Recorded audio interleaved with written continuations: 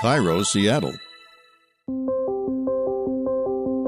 This is COVID-19 Seattle. I'm Dave Ross. And I'm Aaron Granillo. Imagine a school where as long as you try your best, the teacher will give you an A. That's what the Seattle Public School District is doing for all high schoolers as they learn remotely. The district calls this the A or incomplete policy, says it is the best way to ensure school closures do not harm students who may be disadvantaged by learning at home. So, Dave, what letter grade do you give this new system? Well, I'm glad they're not going to penalize people just because of the vagaries of online learning. But, of course, there's been a long-term debate in education circles about the values of grades at all. I can remember when I was going through school, we experimented with the ungraded primary system, for the lower grades. And colleges have gone back and forth on this, too. I think where we are right now, the feeling, I'm talking about people who are headed for college, the grade point average is crucial for them because there's a lot of doubt about the value of the SATs. And so they want to judge you on your body of work. And in some cases, there are schools that will just hand over a portfolio of the kids' work. I wonder, though, whether admissions offices, which are already overwhelmed, are actually going to look through somebody's extensive high school portfolio. I mean, it seems to me the most important thing to do in this online world is to at least make sure that everybody has access to a computer and a decent internet connection. And I notice in some areas of the country, the local providers are stepping up and making sure that if you can't afford a connection, that you'll get one, and the same thing with computer donations. And to me, that's the most important thing, to make sure that the education gets done, and then I would hope the grading would take care of itself. I don't know. There seems to be no good solution here. You could do a pass-fail option, right? But then, like for the student who tries really hard to get the A's, they say to themselves, well, I'm only passing and then everybody else passes along with me. That's not fair. But then also that same student, if it's the A or incomplete version, they say to themselves, well, I'm trying really hard and I get an A, but everybody else gets an A along with me. So, I mean, what is the solution here? I don't really know what Well, no student thinks the grading system is fair, right? Especially if right. It's not, if you're not doing well there. The idea that somebody's getting away with something is part of human nature. I recall we went through a crisis at Cornell by the end of my freshman year because we had the campus was shut down. There were demonstrations. We'd had an armed group take over the student union, the whole thing. And so classes were canceled. Everything went pass-fail. I was grateful because I was on the verge of failing, what was it called? Matrices, advanced mathematics. I was going to be a physicist, right? But by then, I decided, no, the demonstrations were more exciting. I was going to be a news reporter. So I was happy to go pass-fail because I passed.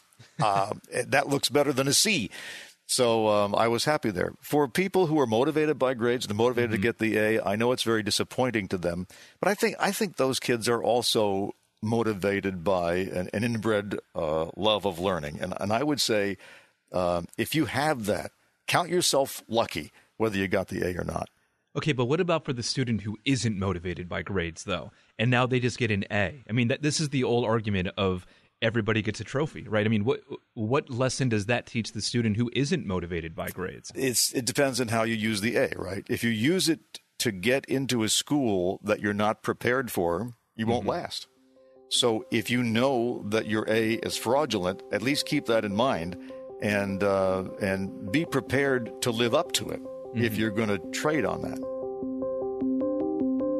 President Trump says he will temporarily suspend immigration into the United States while the country battles the coronavirus. National Security Advisor Robert O'Brien says the move is about protecting Americans' health and livelihood. The president is not going to take political decisions here, but he's going to look at how he can protect Americans both economically and protect their health. And so this is a temporary issue, just like the prior bans were temporary. This is expected later on today, and it will temporarily halt any new green cards and work visas potentially, and also include some exemptions for farm workers and healthcare providers. Now, health officials say the president's travel restrictions on China helped stem the early spread of the virus. Dave, wouldn't banning immigration do the exact same? Well, we don't know, do we? Because there isn't any testing to tell us that. My impression is that there is already enough virus present in the U.S. that it can be spread just fine by people who are already here. What's notable to me is that we're getting more details from that initial tweet. There are exemptions for farm workers and healthcare providers. That's the ball game when it comes to immigrants coming here, right? If you look at the Smithfield pork plant that was closed in South Dakota, that was pretty much operated by immigrants. The one next door in Minnesota, which also is now having an infection spread, are pretty much operated by immigrants.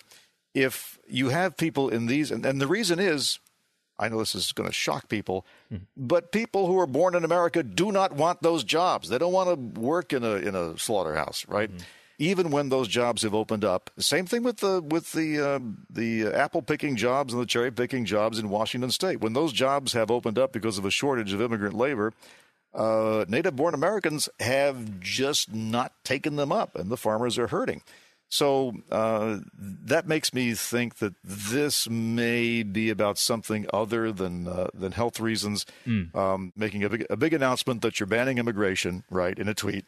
And then we come to find out, but the exceptions are the two industries where immigrants are crucial to the American economy and healthcare system, farmers and healthcare providers. So the theory that David Farenthold, our friend from the Washington Post, it is that the tweet was basically the president's need to tease the next stage of the story, right?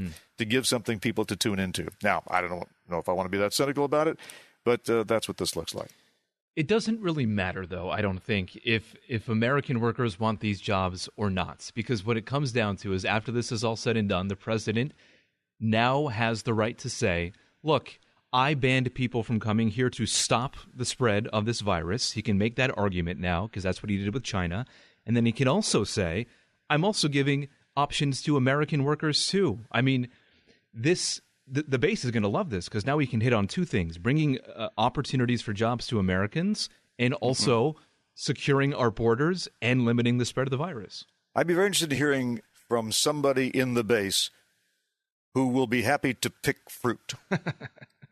Somebody in the base will be happy to work in one of those pork processing plants. And seriously, if any of you end up doing that, then let me know. I've covered this story since I got here. And what the people who recruit farm workers will tell you is that somebody from Mexico will, and you may think it's racist, I don't care. Somebody from Mexico will come up and they will know how to harvest the fruit, and they will show up every day and they will do a great job. Some teenager from the suburbs comes out thinking it's a great idea. If he even shows up the first day, that's the only day he ever spends in the fields, and he goes back home and continues his life. So I feel like you're saying the real motivation here, Dave, is not about trying to limit the spread of the virus then, huh? I think it's more about November. Yeah. I think it's more about November. If this virus had broken out in March of 2018, you think you would have done the same thing? I have no idea. But I mean, at this point, this is like this is what happens when light passes by a black hole. It gets warped, it gets bent, and the election is going to do that even to this situation. And both parties will try to take advantage of it one way or the other. I mean, Joe Biden's going to campaign on the allegation that Trump is completely incompetent when it comes to dealing with a national crisis. But here's the thing. I think we all have access to all this information now. I think we're wise to what's going on, and it will depend on what the results are. We're getting a real world test of, for example, whether isolation as a preventive measure is effective or is an overreaction, because we have several states which have decided to be the first ones to reopen in a significant way. And by next week, in fact, you're going to see, I think it's either Georgia or South Carolina, they're going to reopen restaurants and movie theaters. And the beaches, too.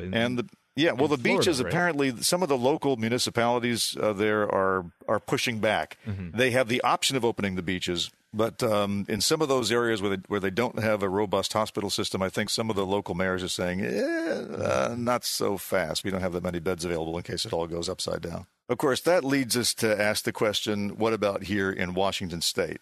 And my feeling is, and you've watched the governor's briefings, that he is going to be really, really careful He's gonna do what the doctors say, and I think he may even hold out until there's some kind of real world testing program. So far, it seems to be vaporware before he actually reopens the state, and the gold standard would be that blood test. I am waiting for the day, Aaron, where I can go to my doctor and say, Doc, I'm ready to go to work.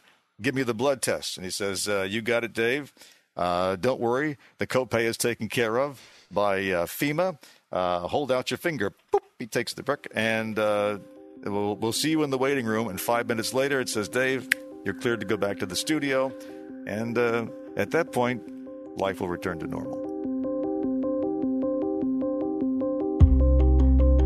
We will be back tomorrow and every day after with a 10-minute rundown of the daily local news. You can subscribe to this podcast. You can also find our news coverage on mynorthwest.com or listen live at 97.3 FM.